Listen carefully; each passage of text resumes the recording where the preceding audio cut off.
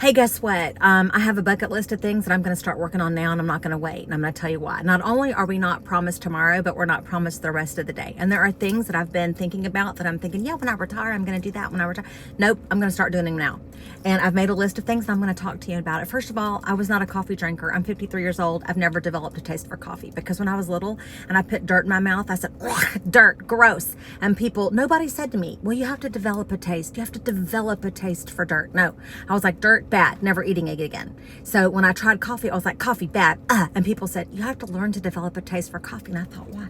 So all these people are drinking all these fancy coffee drinks, and I love a fancy coffee machine. And deep down inside, I want a fancy coffee machine for myself. One of those sleek ones that grinds the beans and does the espresso and frosts the milk. I want that. I love a gadget. I love any habit that involves a gadget. So I walked myself right into Equinox Coffee here in Hattiesburg, Mississippi, and I went in and I said, hey, here's the deal. I don't like coffee, but I want to love coffee. I don't eat or drink sugar. Can you help me? He's like, yes. Here's what you need. And it's called the Go-To. That's what it's called here.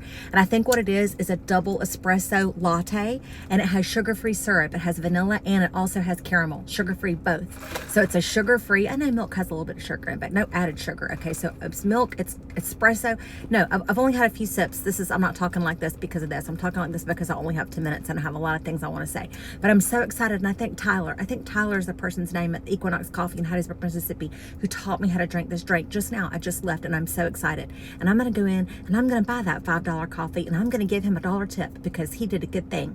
So I'm very excited about this. It's very, very delicious. I used to love those frappuccinos or whatever you call them from the gas station. Very similar, but does not have the sugar. So let's talk about a bucket list. What's on your bucket list? Now, for me, I feel like a new notebook will change everything. I feel like a notebook and a pen is going to get my life together. My life's pretty much together, but there's just something about a notebook and a pen, like a good Moleskine or a good Hobonichi, something with Tomo River paper, a fancy fountain pen, just that perfect gel pen that just glides across the page, that is going to get my life in order, and I'm going to get everything accomplished. I'm going to wake up at 6 a.m. and I'm going to meditate. I'm going to read. I'm going to learn something. I'm going to do my exercise. I'm going to be productive at work. I'm going to do marketing. I'm going to make those client calls. The day probably won't ever actually go like that, but I do think there are some things that I can do to fit in things on my bucket list. The first thing I'm going to have to do is just rein in the TV, because I watch a lot of TV. Have you ever been around somebody who's like, we don't watch TV? Oh, I'm not much on TV. I don't have a TV. You know what I say when people say that? I say, oh, I love TV. I love TV. And what I mean by that is I love streaming, right? I can't get cable where I live, but I stream everything. And I love TV. I love everything from the Real Housewives of Orange County. Please, that Tamara Judge. Oh my gosh. Everything from that to true crime to biographies. And I'll tell you what else I'm going to do.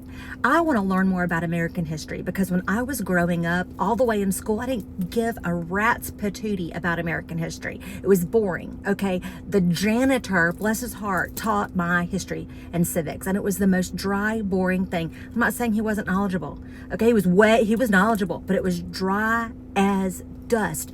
I didn't like it. And now I'm sad that I don't know everything I need to know about government and American history. So I've decided I'm going to reactivate my Great Courses membership, and I'm going to roll back, rein in some of the TV.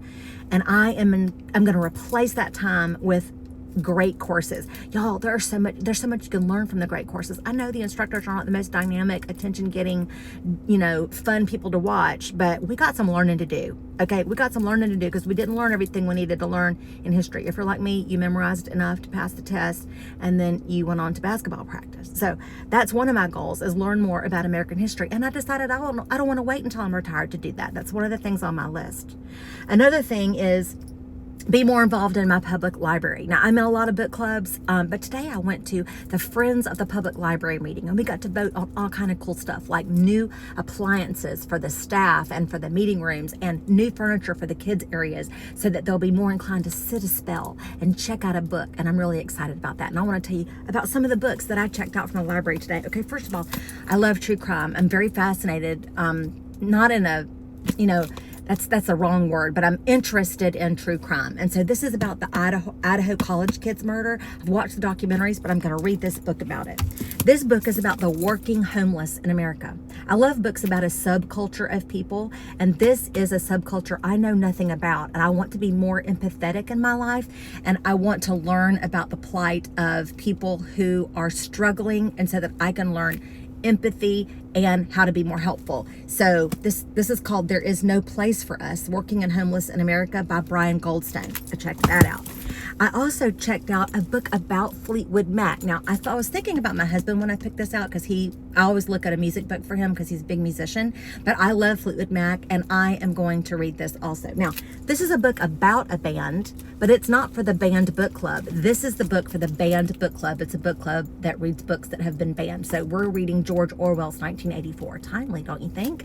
And then also, book about a subculture, one of my favorite things. This is a book called Waste Wars, and it's all about what happens to your trash after you throw it away. So I'm excited about that. And while we're talking about books, I want to tell you that I love these book flags. They're from Amazon, and part of them is a little bit transparent. They're not fully opaque. They're a little bit transparent, and they come in all these different colors, and a bunch of these come in one pack. You can get them on Amazon. My next stop is I'm going to Books A Million. Do y'all have one of those? We don't have a Barnes & Noble, but I'm going to go to Books A Million, and then I might go to Office Depot or Target, because I am going to get that elusive new note, that perfect notebook to go with my perfect pen, and I'm going to make a Bujo, a bullet journal, a traveler's notebook, if you will, and I'm going to give myself permission to not be perfect in it, to scribble some things out and resist the urge to cut the whole page out or throw the whole notebook away just because I had to scribble out one word. I struggle. Do I use pencil? No, I want to use pen. But what happens when I scribble something out? I feel like I can't use a notebook anymore. What is that? What is that makes me feel like that scribble makes the whole notebook worthless? I need to embrace the imperfection. I've written a few things down. Oh, guess what else I'm going to do? I'm going to go to our University of Southern Mississippi. I'm going to go to their OLLI, which is their lifelong learning class. I'm going to pick up a course, a directory of courses. I know it's their second week. They've started their session already, but you know, the best day to have started was the first day of classes. The second best day is today. So I'm going to go by there and see what courses they have. And I particularly am interested in a photography course, because I have this Sony mirrorless camera that I bought that I've never learned how to use. I know I could put it on the automatic setting and go out and take pictures, but there's something about not being able to use the manual settings like a pro that makes me just resist the whole thing. So today, while I was in the Friends of the Library meeting, I shot my brother-in-law. He's a pro. He loves to take pictures. He's so good at it. His pictures have been on the cover of medical journals. And so I messaged him and I was like, hey, would you be willing to spend like 2 hours with me one Saturday or Sunday downtown? We'll do a little photography scavenger hunt, and I'll treat you to breakfast or lunch or both if you will talk to me like I'm a 5-year-old and teach me about my camera and the manual settings. And he's like, yes, let's do it. Absolutely. So I'm so excited. All it took was just thinking of the right person who's been under my nose the whole time and saying, will you help me?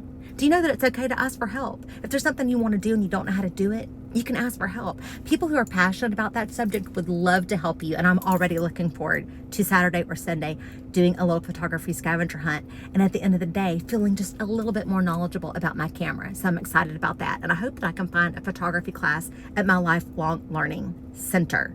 Did I say already that I'm going to reactivate my Great Courses membership? I am. I know they're not the most dynamic instructors, but you can learn so much, and it's a lot cheaper than taking college classes. So I'm going to reactivate my membership of the Great Courses, and I'm going to learn some more about American history.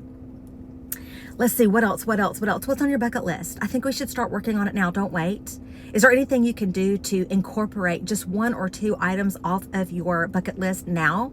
Maybe calendar blocking. Maybe that's what we need to do. All right, we need to calendar block. We need to say, from this time to this time, I'm going to read. From this time to this time, I'm going to plan travel. From this time to this time, I'm going to work on my budget and get debt free. Whatever it is that's on your bucket list, don't wait. You don't have to do it all right now, but pick 1 or 2 things. Maybe like me, you want to learn how to be a coffee aficionado, or maybe you want to learn about wine. Calendar block. Ask somebody who knows what they're doing if they will help teach you, and you can share in that passion together. They will eat that up. They will eat it up. Get involved in your public library. You know, they have free books in there. They do. Free books. They also have albums and movies and all kind of stuff. And you can join summer reading programs. So much to offer in your public library. So get you a library card. If you don't have one, take a friend, take a child. like a child. Imagine, open up the door to a library to a child. Just imagine how that could change their life. What's your favorite coffee? Let me know in the comments. Oh, and what's your favorite notebook and your favorite pen? I need to know.